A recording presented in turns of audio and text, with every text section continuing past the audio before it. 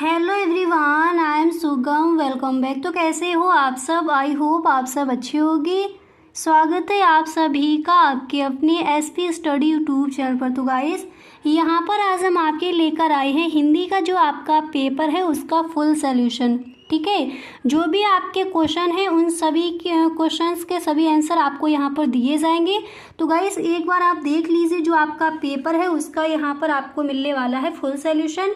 तो ये वीडियो आपको एंड तक देखना है। वीडियो को आप बिल्कुल भी स्किप ना करें। अगर सच में आप इस बार के बोर्ड एग्जाम में हिंदी के पेपर में पूरे के पूरे मार्क्स लाना चाहते हो तो गाइस, ये देखिए आपका सेकंड पार्ट है। खंड बा में जो आपके कौन कौन से क्वेश्चन हैं उनको यहाँ पर देखेंगे। खंड आ में जो आपके 20 क्वेश्चन दिए जाते हैं, मतलब उसमें जैसे आपकी रचनाएं पूछी जाती हैं पद्य और गद्य से, 20 क्वेश्चन जो आपको दिए जाते हैं वो हमने देखा था फर्स्ट पार्ट में।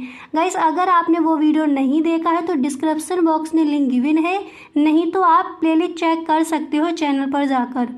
ठीक है, हिंदी क्लास 10th में अगर आप और हिंदी की पूरी तैयारी गाइस अगर आप करनी चाहते हो यूट्यूब से ही, तो आप एक बार प्लेलिस्ट जरूर चेक कर ले। यहाँ पर आपको बोर्ड एग्ज़ाम के लिए जो आपके मॉडल पेपर हैं उनका फुल सॉल्यूशन आपको दिया जाएगा और सारे वीडियोस आपको उसी प्लेलिस्ट में मिल जाएंगी। ठीक है, तो चलिए यहाँ पर गाइस स्टार्ट करते हैं। तो खंड बा में पहला प्रश्न आपका क्या दिया जाता है उसको देखते हैं।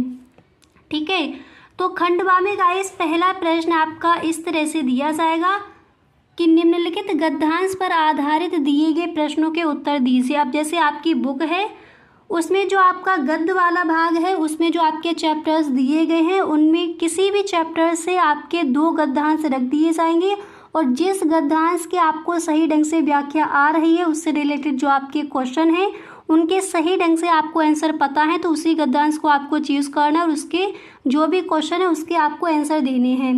तो गाइस, जो आपका पेपर है उसमें कौन सी आपको व्याख्या दी गई थी, कौन सा गद्यांश दिया गया था, तो उसको यहाँ पर हम देखते हैं। तो जो आपका ममता वाला पार्ट है, ठीक है, और उसके लेखक कौन है, जयशंकर प्रसाद जी, तो उसमें कौन सा आपका गद्यांश है उसको देख लीजिए। पूरा यहाँ पर लिख के दे दिया गया है। इससे रिलेटेड आपके क्वेश्चन क्या पूछे गए थे उनके भी आंसर यहाँ पर देखेंगे। पहले एक बार इस गद्यांश को पढ़ लीजिए। ठीक है, और देखिएगा 2 दिए जाते हैं अथवा में, तो आपको वही करना है जिसके सही ढंग से, जिन क्वेश्चंस के आंसर आपको सही ढंग से पता हो। ठीक है, पहला प्रश्न ये आता है खंड बा में कि निम्नलिखित गद्यांश पर आधारित। ठीक है, जो गद्य में जो आपके चैप्टर दिए गए उन चैप्टर्स में से कोई सा भी आपका गद्यांश उठा लिया जाएगा, फिर उससे रिलेटेड आपको क्वेश्चन दिए जाएंगे, उनके वहाँ पर आपको आंसर देने हैं। तो पहले यहाँ पर ये गद्यांश पढ़ लेते हैं। दिया गया कि रोहतास दुर्ग के प्रकोष्ठ में बैठी हुई युवती ममता, ठीक है, सूर्य के तीक्ष्ण गंभीर प्रभाव को देख रही है। उसके बाद यहाँ पर है कि ममता विधवा थी, उसका यौवन सूर्य के समान ही उमड़ रहा था।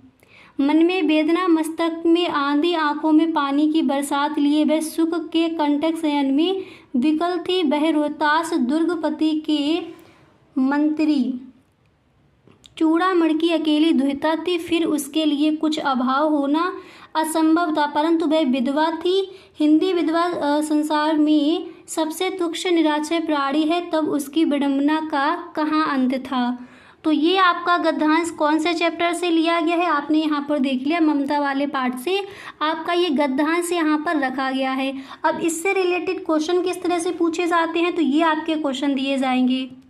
ठीक है, देखिए ऊपर प्रश्न में दिया गया था कि निम्नलिखित पदांश पर दिए गए 3 प्रश्नों के आंसर, तो यहाँ पर 3 ही क्वेश्चन दिए हैं। ठीक है, 3 प्रश्नों के इनके आपको आंसर लिखने हैं। पहला प्रश्न आता है कि गद्यांश के पाठ और लेखक का नाम लिखिए, या फिर इस तरह से आ जाएगा कि प्रस्तुत पाठ का आपको संदर्भ लिखना है। तो संदर्भ हम किस तरह से लिखेंगे उसको देख लेते हैं। तो पहले प्रश्न का आंसर आपका ये है, आप वहाँ पर इस तरह से लिख कर आओगे। सबसे पहले आपको लिखना है संदर्भ, और ब्लैक कलर की जो आप अपनी स्केल लेकर जाओगे स्केच, उससे आपको इस तरह से एक लाइन कर देनी है। उसके बाद आप लिखोगे कि प्रस्तुत गद्य खंड हमारी पाठ्य पुस्तक हिंदी के, प्रस्तुत गद्य खंड हमारी पाठ्य पुस्तक हिंदी के ममता नामक पाठ से लिया गया है। इसके लेखक कौन है, जयशंकर प्रसाद। अब देखिएगा इस अगर जैसे आपका कोई गद्यांश लिया गया है, आपको सही ढंग से पता है कि इस चैप्टर से है और इसके जो राइटर हैं वो ये है। आपको बिल्कुल सही पता है तो आपको हाईलाइट करके ही लिखना है इस तरह से, जैसे आपको बिल्कुल सही सही पता है कि ये ममता वाले चैप्टर से लिया गया है जो आपका गद्यांश है। ठीक है, तो आप अगर सही ढंग से पता है तभी आप ज़्यादा हाईलाइट करेंगे। अगर आपको जैसे मान लीजिए पेपर में दूसरे किसी चैप्टर से आपका गद्यांश रख दिया गया, आपको सही ढंग से नहीं पता तो पूरा आप ब्लू पेन से ही लिख दीजिए। अगर सही आपको पता है तो इस तरह से आपको लिखना है, ब्लैक पेन से नीचे एक आपको लाइन कर देनी है। ठीक है, तो ममता नामक पाठ से लिया गया और इसके लेखक कौन है? जयशंकर प्रसाद, ताकि जो एग्जामिनर आपकी कॉपी चेक करे उसकी निगाह एकदम से पहुंच जाए इन दो वर्ड पर और वो आपको फुल मार्क्स देकर ही जाए। और हिंदी की तैयारी गाइस आप इस तरह से कीजिए कि एक भी नंबर आपका इधर उधर ना हो। आपकी अलग प्लेलिस्ट बना दी जाएगी, इसमें जो आपका जो मॉडल है उनके पीछे जो आपके 3 पेपर दिए जाते हैं सिंपल पेपर, उनको पूरा आपको हल करके दिया जाएगा। बिल्कुल भी आपको टेंशन नहीं लेनी है हिंदी के पेपर के लिए।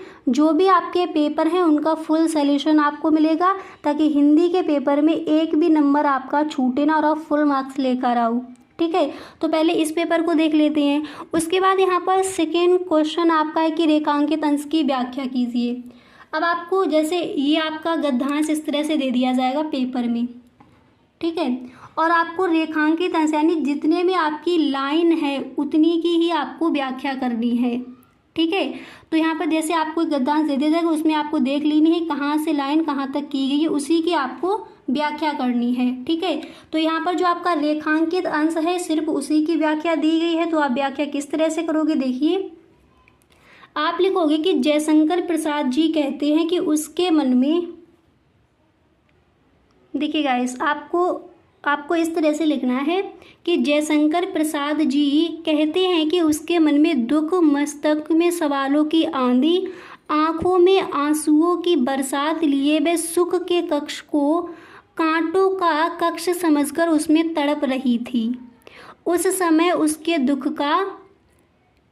का कहाँ अंत था। तो इस तरह से आप रेखांकित अंश की व्याख्या करोगे। इसके बाद यहाँ पर नेक्स्ट क्वेश्चन क्या था कि रोहतास दुर्ग कहाँ स्थित है? तो इसका आंसर यहाँ पर है कि ममता नाम की स्त्री रोहतास दुर्ग के प्रकोष्ठ में बैठी हुई थी। ठीक है, तो जो आपका गद्य में दिया जाएगा उसको यहाँ पर आपने देख लिया। पहला प्रश्न क्या आएगा? अब ज़रूरी नहीं है गाइस कि जो यहाँ पर दिया गया है वही है, जो आपका पेपर है उसका सलूशन यहाँ पर आपको मिल रहा है। अब जो आपके मॉडल पेपर हैं उनको जब आप सॉल्व करोगे तो एकदम से आपको कॉन्फिडेंस आ जाए कि हिंदी का पेपर अच्छा होगा। ठीक है, तो जो भी आपके चैप्टर्स हैं, आप स्कूल जाते हो तो टीचर जो भी जैसे आपको पढ़ाता है तो आपको ध्यान से हर चैप्टर को पढ़ना है, ताकि किसी भी चैप्टर से व्याख्या आए आप वहाँ पर सही ढंग से जो उससे रिलेटेड क्वेश्चन है उनके आंसर दें और अच्छे से आप व्याख्या करके आए। ठीक है, तो हिंदी की तैयारी एकदम बेहतरीन तरीके से आपको करके जाना है। इसके बाद गाइस खंड बा में आपका सेकेंड क्वेश्चन क्या रहता है उसको देखते हैं। तो गाइस आपका अगला प्रश्न ये रहता है कि निम्नलिखित पद्यांश पर आधारित प्रश्नों के उत्तर दीजिए। जैसे गद्य में दिया गया उसी तरह से पद में आपको एक पद्यांश दे दिया जाएगा, तो पद में जो भी आपके पाठ है उनको आप सही ढंग से पढ़ेंगे। और देखिए जो आपका ये है वन पथ पर, और इसके रचयिता कौन है? तुलसीदास जी। ये आपको सही ढंग से देख लेना है, इम्पोर्टेंट है, इससे आपकी व्याख्या पूछी जा सकती है। अब यहाँ पर देखिए जो आपका ये पाठ है वन पथ पर, ठीक है, तो इसमें कौन सा आपका पेपर में दिया गया था? पेपर का यहाँ पर फुल सॉल्यूशन आपको मिलेगा। तो ये वाला जो आपका श्लोक है एक बार पढ़ देते हैं, आप बुक में इसको देख लेना, शून्य सुंदर से लेकर कंजकली तक। अब देखिए जो आपका पाठ है वन पथ पर जिसके रचयिता तुलसीदास है, जो एंड में आपका दिया गया ये वाला श्लोक, तो इसी की आपको वहाँ पर आपके पेपर में ये दिया गया था। तो इसकी यहाँ पर पद्यांश के पाठ और लेखक का नाम जो आपके क्वेश्चन है इनके आंसर आपको मिलेंगे। तो एक बार इसको देख लीजिए। तो गाइस एक बार आप बुक में यहाँ पर देख लीजिए, ये आपका दिया गया है, इसकी व्याख्या यहाँ पर हम देखेंगे। ठीक है, ये जो आपका है कि सुंदर बैन सुधारस साने सयानी है जानकी जान भली, तिरछे कर नैन दिसैन तिन्हें समुझाहे कछु मुस्काए चली, तुलसी तेहि अवसर सोहे सबे अवलोकत लोचन लाहो अली, अनुराग तड़ाग में भान उदय विगसी मनु मंजुल कंजकली। तो ये जो आपका यहाँ पर दिया गया है इसकी हम व्याख्या देखेंगे। ठीक है, और यही आपका पेपर में भी दिया गया, तो 2 दिए जाते हैं तो यहाँ पर 1 का आपको सॉल्यूशन मिल रहा है। तो ये जो है सुनी सुंदर से लेकर कंजकली तक, इसकी व्याख्या आपको यहाँ पर इससे रिलेटेड, ये आपका जो पदांश दिया गया है इससे रिलेटेड यहाँ पर जो क्वेश्चन है उनके आंसर यहाँ पर हम देख रहे हैं। ठीक है, तो ये देखिएगा, इस लिखकर वहाँ पर नहीं बताया है, इसमें यहाँ पर आपको बता दिया है। जो वन पथ पर, जिसके रचयिता महाकवि तुलसीदास जी हैं, तो ये आपका पेपर में दिया गया था, तो इसका आंसर यहाँ पर आपको मिल रहा है। तो पहला प्रश्न यहाँ पर क्या है कि पद्यांश के पाठ और लेखक का नाम, यानी आपको संदर्भ लिखना है। तो इस चैप्टर से अगर दूसरा कोई आपका पैराग्राफ दिया जाता है, कोई दूसरा पद्यांश दे दिया जाता है, ये आपका एंड वाला था, तो उसमें अगर आपको संदर्भ लिखना है तो संदर्भ आप किस तरह से लिख कर आओगे उसको देख लीजिए। संदर्भ आप लिखोगे कि प्रस्तुत पदखंड हमारी पाठ्य पुस्तक हिंदी के, हिंदी आपको ब्लैक पेन से लिखना है, वन पथ पर, ये भी आपको ब्लैक पेन से लिखना है, वन पथ पर नामक पाठ से लिया गया है, इसके रचयिता महाकवि तुलसीदास जी हैं। इसके बाद रेखांकित अंश की आपको व्याख्या करनी है। आपको वहाँ पर देख लेना है कि जो आपका पद्यांश दिया गया है रेखा कहाँ से लेकर कहाँ तक की गई है, ठीक है, उसकी आपको वहाँ पर व्याख्या कर देनी है। तो यहाँ पर आप रेखांकित अंश पर, रेखांकित जो अंश है उसकी व्याख्या आप करो कि गाँव की महिलाओं की सुंदर अमृतवाणी सुनकर सीता जी समझ जाती हैं और नैन तिरछे कर मुस्कुराकर उन्हें इशारे में बताती हैं कि भगवान श्री राम उनके प्रीतम हैं। इसके बाद अगला प्रश्न है कि अनुराग तड़ाग में भानु उदय विकसी मनु मंजुल कंजकली में कौन सा अलंकार है? तो यहाँ पर आपका रूपक अलंकार है। तो इस प्रश्न का आंसर यहाँ पर आप देख सकते हो, दिया गया कि अनुराग तड़ाग में भानु उदय विकसी मनु मंजुल कंजकली में रूपक अलंकार है।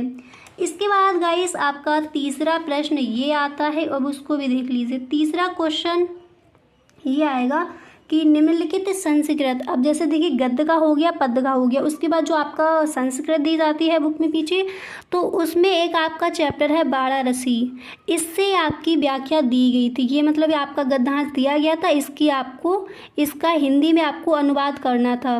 तो वाराणसी पाठ आपका महत्वपूर्ण है, इसको आपको देख लेना है। उसके बाद 4 नंबर पर क्वेश्चन आता है कि पद्यांश पर आधारित, अब संस्कृत में जो आपके पीछे श्लोक दिए गए हैं, जैसे गद्यांश पर आधारित जो चैप्टर्स हैं उनमें से दे दिया जाएगा एक गद्यांश, उसके बाद जो आपके पीछे श्लोक दिए जाते हैं, ठीक है, तो पद्यांश पर आधारित एक पद में से आपका कोई श्लोक उठाकर रख दिया जाएगा। तो जो वीर वीरण पूजते, ये महत्वपूर्ण है, इसको देख लीजिए।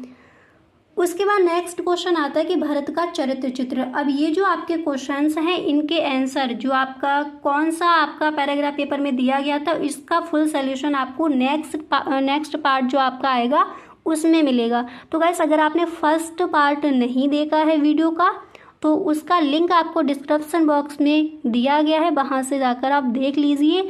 जो आपके 20 क्वेश्चन दिए गए थे वो कौन कौन से थे वो वहाँ पर दिए गए हैं। इसके बाद सेकंड पार्ट में हमने देख लिया है खंड बा में कौन कौन से क्वेश्चन है। उसके बाद अब जो आगे का आपका पेपर रह गया है वो हम देखेंगे नेक्स्ट पार्ट में, ठीक है। और गाइस अगर वीडियो अच्छा लगा है तो अपने सभी दोस्तों में आप इस वीडियो को एक बार शेयर ज़रूर करें। Okay, thank you so much.